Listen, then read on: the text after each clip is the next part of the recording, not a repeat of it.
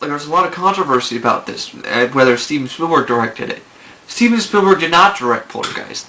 In fact, I have lost a lot of respect for Steven after reading a lot of books that I have about Steven Spielberg and the way he does things. The way that he basically flips people the bird and does things on his own without even giving people any credit.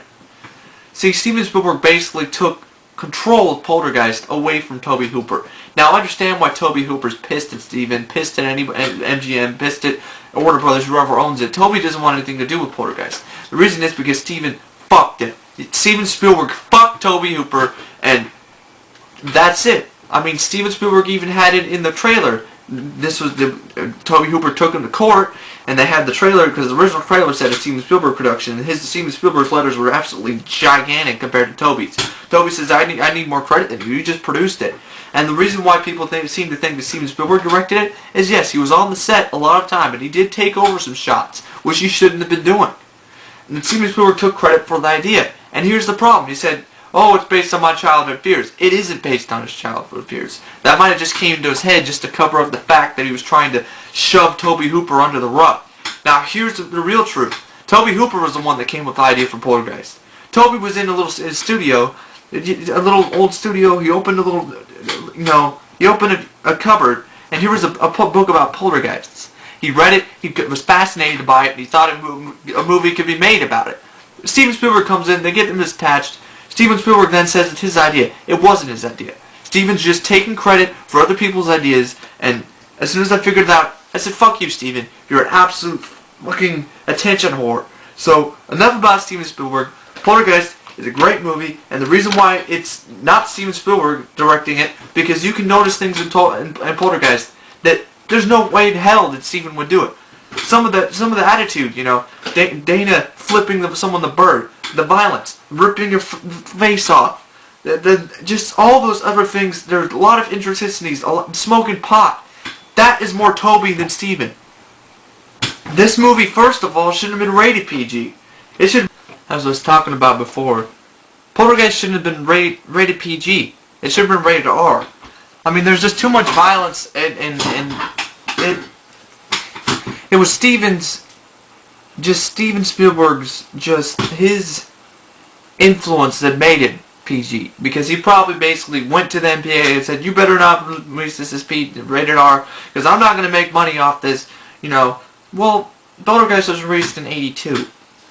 And before Poltergeist, 2 huge R movies had come out. 3, I can name 3, that were really successful. 78. Even before that, Halloween was rated R. Huge success. Friday the 13th, 1980, 2 years before, was an absolute blockbuster. Friday the 13th Part 2 was released a year later and was still pretty successful. 82, Part 3 was released, so that wasn't pretty good. But Steven Spielberg doesn't like to release rated R movies, and he's only released rated R movies recently, with Munich and stuff like that. But the thing with Poltergeist is that this movie should have been rated R. I mean, I have the novelization, which is based on the actual script, and there is tons more gore and violence. The sequence where Marty rips his face off, it's even more brutal and intense in the book. Like literally decomposing, and then worms and spiders and crawling through his body and stuff. It's intense. But what I'm here to talk about is how, Poltergeist is a great movie. It's and I'm actually going to talk about the others right now. But pretty soon. Not right now. But Poltergeist, it just pisses me off how Steven Spielberg takes all this credit for this movie, and he's not the one. Tobe Hooper was the one assigned the director's chair. Steven Spielberg, as I've said before, he's a fucking attention whore. And he's pissed me off more than I've lost a lot of respect for him. Even with Indy 4. I mean, I liked Indiana Jones 4, but come on. Now that I think about it, you could have done a damn better job after taking 20 years than that piece of crap script. Now, it's not that it's horrible and absolutely terrible as everyone else says it is. It's better than Temple of Doom. But I think it could have been at least as good, or if not better than Last Crusade, if they took more time. But no, Steven Spielberg right now is just basically trying to do everything he can to get him a good buck. And yes, Indiana Jones is a huge success. But that's not what I'm talking about. I'm talking about Poltergeist. Poltergeist is a good movie. And it's a fucking shame that Warner Brothers doesn't give it any respect. And Steven Spielberg, I don't have any respect for it. I mean, he even fucked Rick Baker. Now, this is a story I don't usually tell. This is a story about a movie Steven Spielberg was planning on making with Columbia Pictures after Close Encounters that eventually turned into E.T. He was planning on making an alien abduction movie called Night Skies. And Night Skies was going to be evil aliens abducting and killing people in a farmhouse. I've read this. I've actually seen excerpts of the script, and it actually does look pretty creepy. But the problem with this is that they got all the production. There's tons of money was given to Columbia Pictures to finance the film, but Columbia was just right behind it. Filming was going to start soon. Spielberg was on location in Tunisia filming Raiders of the Lost Ark. Before he went on location for film Raiders, he asked Rick Baker, Academy Award-winning special effects artist, to make prototype aliens for Night Skies. So he's out there doing his drawings, getting his prototype ready. It's really impressive. He sends a video over to Steven Spielberg. He likes it. He sent it to Tunisia. He likes it. He likes it a lot. And then, out of fucking nowhere, Steven Spielberg, while he's on location with his wife, Kathleen Kennedy, he has this revelation. I don't want to do an evil alien movie. I want to do a sweet, kind-hearted movie. I want to do, something really, loving and really, something the kids will enjoy. Which eventually turned into E.T. The problem is, he literally fucked everyone that was involved with Night Skies. Literally just said, fuck you, I'm doing E.T. This is what he did. After he got back from Tunisia, didn't even tell Rick Baker about any of this. He comes to Rick Baker's shop, tells him, Rick, I've got some good news and bad news. Good and bad news is, I'm not doing Night Skies. Good news is, I would like you to do, the effects for my new movie, E.T.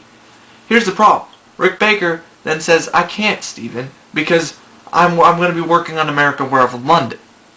Steven gets flustered, pissed off, but I understand, but I don't understand why he's pissed off. Steven, Rick had his own obligations. But Steven does the most prick-worthy thing I've ever seen. He basically takes everything that was related to Night Skies, takes the film, takes the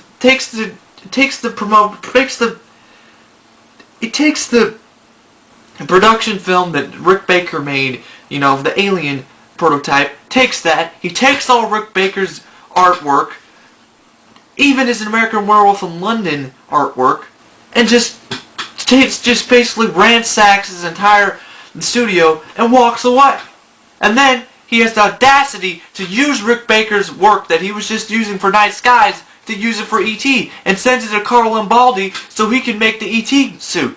Rick Baker, it's absolutely unbelievable. Rick Baker looks at old sketches of his aliens for Night Skies and looks at Carl Lambaldi's sketches for E.T. and they're so fucking similar. It's a tragedy. It's a fucking tragedy. Steven Spielberg just fucked them, fuck Columbia Pictures, fuck Rick Baker, and fucked anybody who was involved with the project. Didn't even tell them, notice that it wasn't going to happen.